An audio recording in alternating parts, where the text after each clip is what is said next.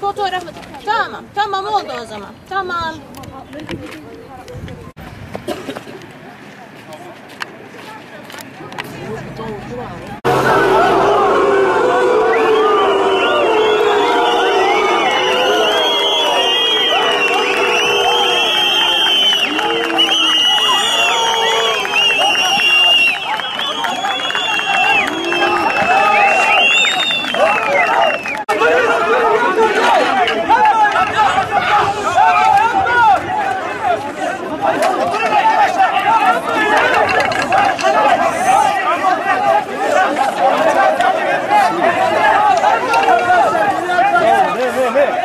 Ya Opel Astra dedi.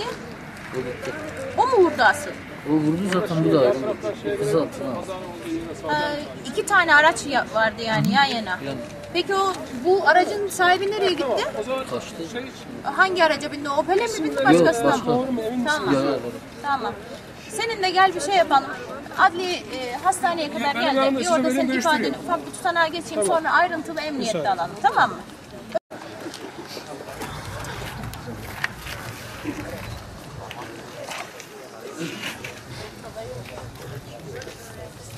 Acaba onun evladı olsaydı ne yapardı?